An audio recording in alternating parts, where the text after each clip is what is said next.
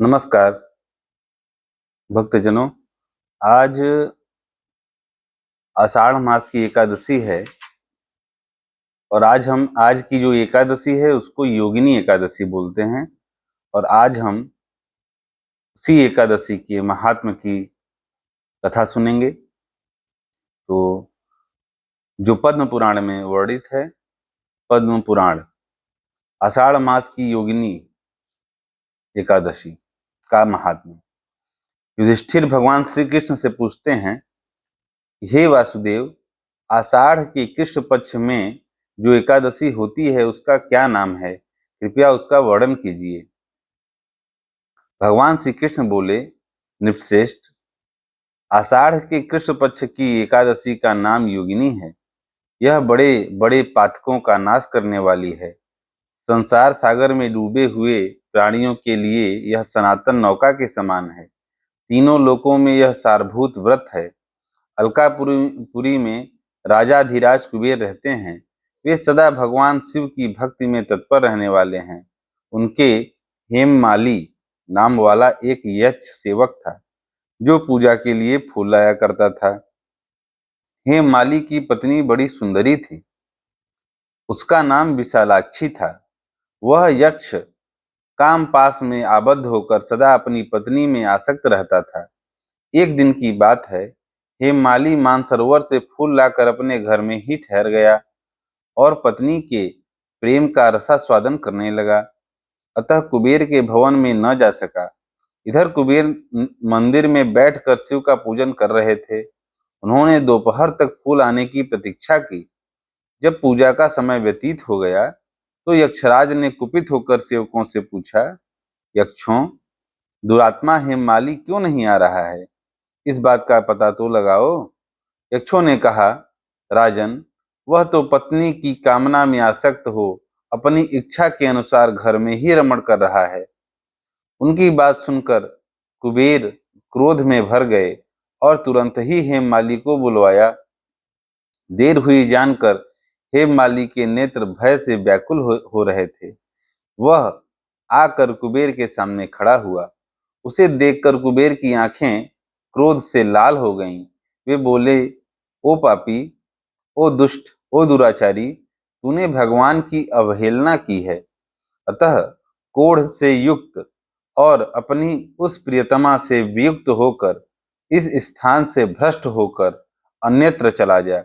कुबेर के ऐसा कहने पर वह उस स्थान से नीचे गिर गया। उस समय उसके हृदय में महान दुख हो रहा था। कोढ़ों से सारा शरीर पीड़ित था, परंतु शिव पूजा के प्रभाव से उसकी स्मरण शक्ति लुप्त नहीं होती थी। पातक से दबा होने पर भी वह अपने पूर्व कर्म को याद रखता था।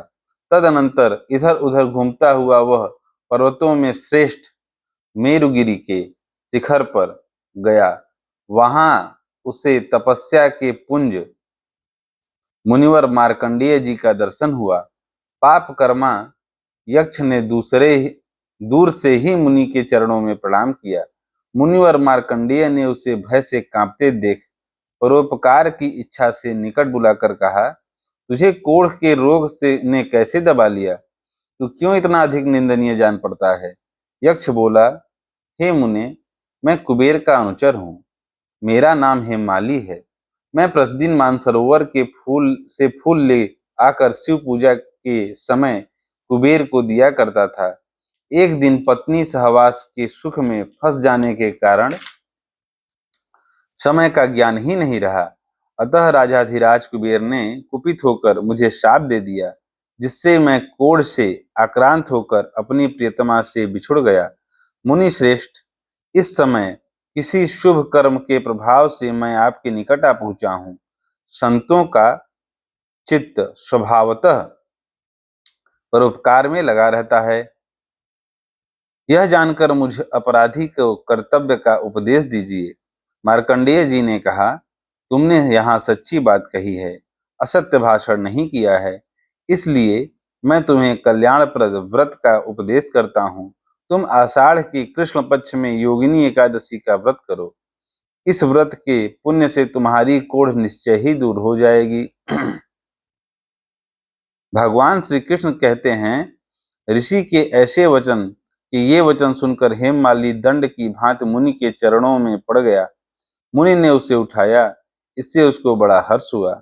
मार्कंडेय जी के उपदेश से उसने योगिनी एकादशी का व्रत किया, जिससे उसके शरीर की कोढ़ दूर हो गई। मुनि के कथनानुसार उस उत्तम व्रत का अनुष्ठान करने पर वह पूर्ण सुखी हो गया। निपश्रेष्ठ, यह योगिनी का व्रत ऐसा ही बताया गया है, जो 88,000 ब्राह्मणों को भोजन कराता है, उसके समान ही फल उस मनुष्य को भी मिलता है जो योगिनी एकादशी का व्रत करता है। योगिनी महान पापों को शांत करने वाली तथा और महान पुण्य फल देने वाली है। इसके पढ़ने और सुनने से मनुष्य सब पापों से मुक्त हो जाता है। बोलिए सच्चिदानंद भगवान की जय। जय जय श्री सीताराम, जय जय श्री राधे श्याम।